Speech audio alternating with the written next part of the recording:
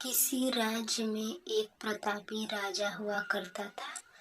वो राजा रोज सुबह उठकर पूजा पाठ करता और गरीबों को दान देता।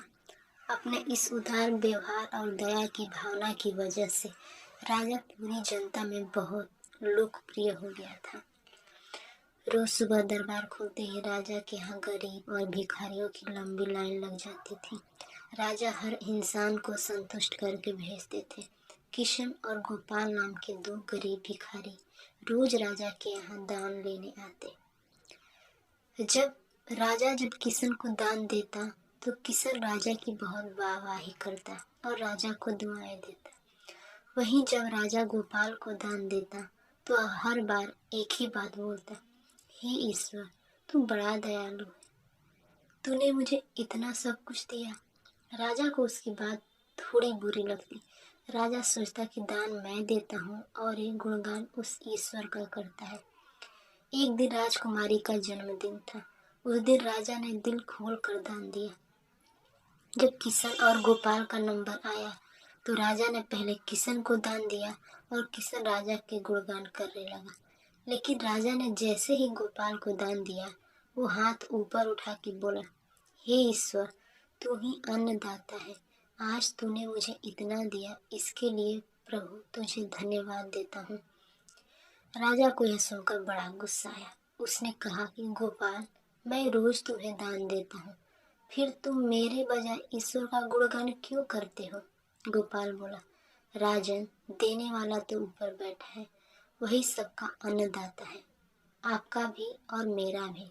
यह कहकर गोपाल वहां से चला गया। अब राजा ने गोपाल को सबक सिखाने की सोची।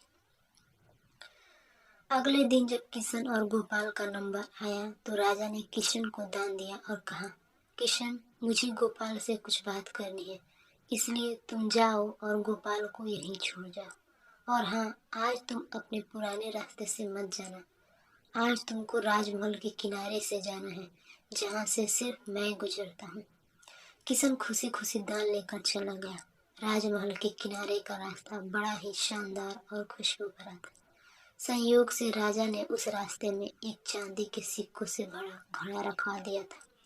लेकिन किशन आज अपनी मस्ती में मस्त था। वो सोच रहा था कि राजा की मुझ पर बड़ी कृपा हुई है, जो मुझको अपने राजमहल के रास्ते से गुजारा। यहाँ से तो मैं अगर आंख बंद करके भी चलूं तो भी कोई परेशानी नहीं होगी। यही सोचकर किशन आंखें बंद करके रास्ते से गुजर गया। लेकिन उसकी नजर चांदी के सिक्कों से भरे घड़ों पर नहीं पड़ी। थोड़ी देर बाद राजा ने गोपाल से कहा कि अब तुम जाओ, क्योंकि किशन अब जा चुका होगा, लेकिन तुमको भी उसी रास्ते से जाना है जिससे किशन गया है। गोपाल धीमे कदमों से ईश्वर का धन्यवाद करते हुए आगे बढ़ चला। अभी थोड़ी दूर ही गया होगा कि उसकी नजर चांदी के सिक्कों से भरे घड़े पर पड़ी। गोपाल घड़ा पाकर बड़ा खुश हुआ। उसने कहा, ईश्वर, तेरी मुझ पर बड़ी अनुकंपा है, तूने मुझे इतना धन दिया। और वो घड़ा लेकर चला गया। अगले दिन फिर से जब गोपाल और किशन का नंबर आया तो राजा को लगा कि किशन घड़ा ले जा चुका होगा, इसलिए उसने किशन से पूछा, क्यों किशन, कल का रास्ता कैसा रहा? राह में कुछ मिला या नहीं? किशन ने कहा, महाराज, रास्ता इतना सुंदर था कि मैं तो आंख बंद करके घर चला गया, लेकिन कुछ मिला तो नहीं। फिर राजा ने गोपाल से पूछा तो उसने बताया कि राजा, कल मुझे चांदी के सिक्कों से भरा एक घड़ा मिला। ईश्वर ने मुझ पे बड़ी कृपा की। राजा किशन से बड़ा गुस्सा हुआ। उसने कहा कि आज मैं तुम्हें धन नहीं दूंगा, बल्कि एक तरबूज दूंगा।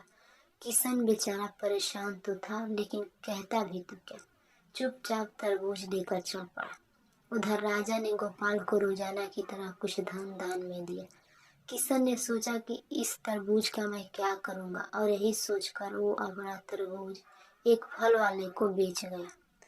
अब जब गोपाल रास्ते से गुजरा तो उसने सोचा कि घर कुछ खाने को तो है नहीं, क्यों ना बच्चों के लिए एक तरबूज ले लिया जाए।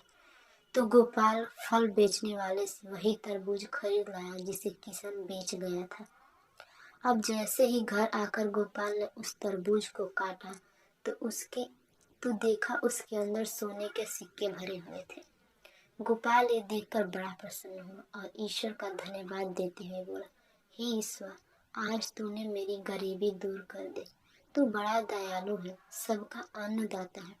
अगले दिन जब राजा दान दे रहा था तो उसने देखा कि केवल अकेला किशन ही आया है, गोपाल नहीं आया।